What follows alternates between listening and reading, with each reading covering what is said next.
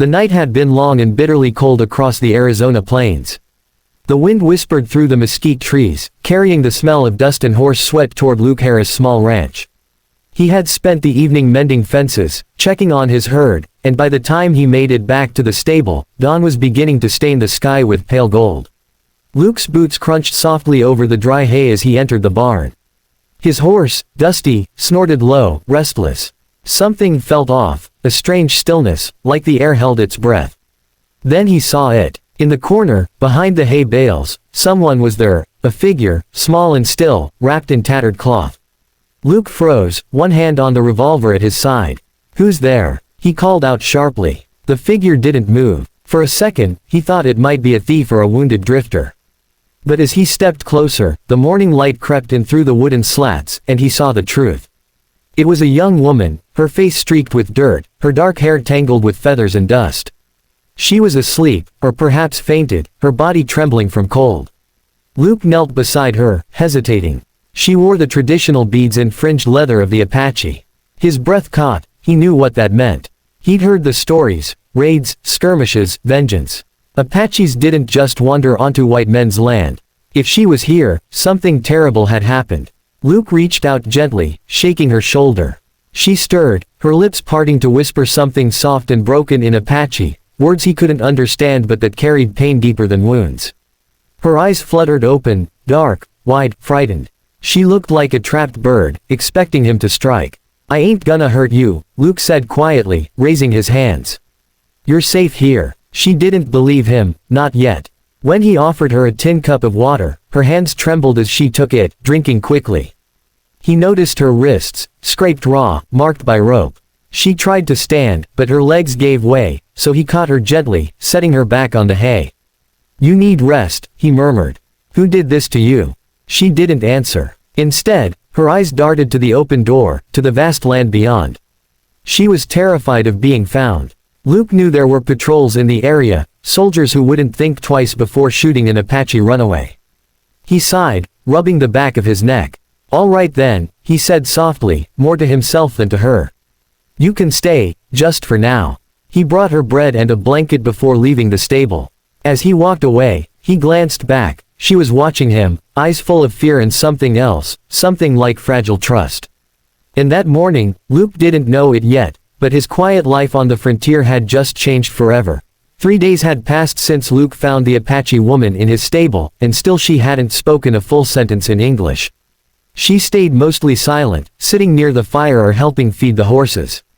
Luke had learned her name from the single word she whispered when he asked, "Ayanna." Her wounds had started to heal, though the fear in her eyes had not. Luke didn't push her with questions. He knew what the desert could do to a person, how it stripped pride and left scars that words could never mend. Each morning, he brought her bread, beans, and coffee. At first, she wouldn't take it unless he left it on the table and walked away. But by the 4th day, she looked him in the eye when he handed her the cup. There was something in that small moment, a quiet recognition that he wasn't her enemy. Luke spent most of his days working the fences, fixing the barn roof, or mending saddles. Ayanna began to help, not because he asked, but because she wanted to repay his kindness. She cleaned the stalls, brushed the horses, and once, when he cut his hand on a rusted nail, she came to him silently and wrapped it in a strip of cloth torn from her own sleeve. That small act left Luke staring at her, unsure what to say. "Thank you," he murmured, his voice rough. She didn't answer, but for the first time, she smiled, just a flicker, faint and uncertain, but real. At night, when the wind howled across the open plains, Luke would sit by the fireplace and hear her softly humming an Apache melody. The tune carried both sorrow and peace, something ancient and haunting. Sometimes she would glance at him, and though neither spoke, the silence between them was full, warm, not empty. He began to notice things he hadn't before, how her hair caught the firelight, how her laughter, rare as it was, seemed to fill the empty cabin with life. And in her eyes, he saw strength. Not the kind born from defiance, but from surviving what should have broken her. One evening, while Luke was tending to the horses, she came out carrying his old coat. "Cold," she said softly, placing it around his shoulders. The word was simple, but her tone carried care, and something deeper.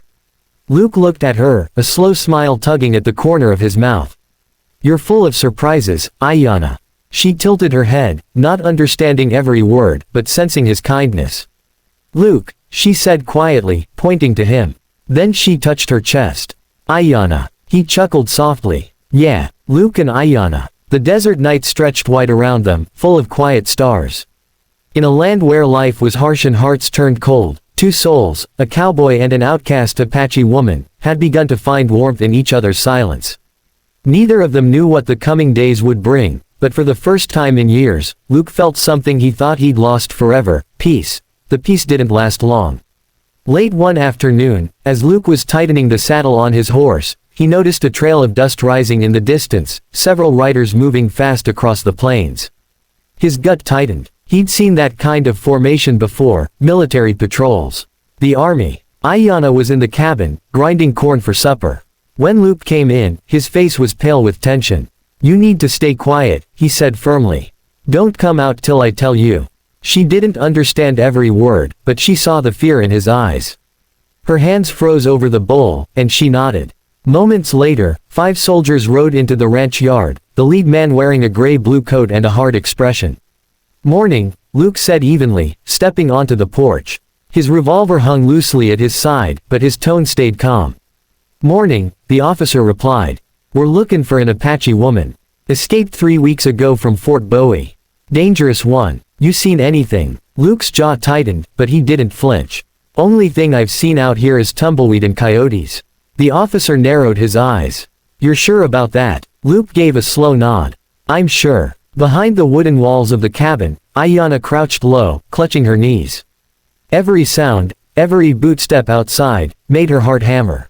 She could still hear the screams from the fort, the gunfire, the pain. The same soldiers had killed her brother. She pressed her hand against her mouth, fighting the tremor in her breath. Outside, one of the soldiers swung down from his horse. Mind if we look around? Luke's hand went to his belt. You accusing me of something, Captain? The officer smirked. Just routine. Luke stepped forward, blocking the doorway. Not on my land, it ain't. You want to check my place, you bring a warrant. Till then, you ride on. There was a long pause. The two men stared each other down, tension thick as desert heat. The officer finally spat in the dirt and swung back onto his horse. You're playing a dangerous game, cowboy. You see her, you report it. Orders are orders. Luke didn't reply. He just watched them ride off until the dust swallowed their tracks. Only then did he turn back inside. Ayanna was still trembling, her dark eyes filled with tears she wouldn't let fall. Luke knelt beside her and spoke softly, You're safe now. I won't let them take you. She looked at him, her lips quivering, then reached forward, hesitantly, and touched his hand. Luke, she whispered. He froze at the sound of his name from her lips, gentle and broken. Outside, the wind blew through the dry grass, whispering across the plains like a warning. Luke knew this wasn't over. Sooner or later, someone would come back. But in that moment, as Ayanna's hand rested in his, he made a silent promise, he'd protect her, no matter what it cost him. And in the lonely heart of the Arizona desert, a cowboy's courage began to turn into something even stronger: love. Days turned into weeks, and the fear of discovery hung over the ranch like a dark cloud. Luke knew it was only a matter of time before someone came back, but he refused to send Ayanna away. Each sunrise found them working side by side, mending fences, feeding the horses, tending the garden. The silence between them had changed. It was no longer heavy or fearful, it had become peaceful, almost sacred. Luke would catch her humming soft Apache songs as she ground corn or carried water. He didn't understand the words, but the melody soothed him in ways whiskey never could. He'd start teaching her English words, horse, sky, heart, and she'd laugh softly, repeating them with her accent that made even simple words sound beautiful. One evening, a storm rolled in from the west, fierce and sudden. Thunder cracked across the valley as rain poured down. The horses grew restless, and Luke ran to the stable to calm them. To his surprise, Ayanna was already there, soaked to the skin, stroking the frightened mare. You shouldn't be out here, he said over the roar of the rain. She looked up at him, water glistening on her dark hair. I'm not afraid, she replied softly. In that flicker of lightning, something shifted, all the fear, all the silence between them broke like the storm outside. Luke stepped closer, his breath trembling. You don't have to be, he whispered. Not while I'm here. She met his gaze, eyes full of something deep and unspoken. "You saved me," she said.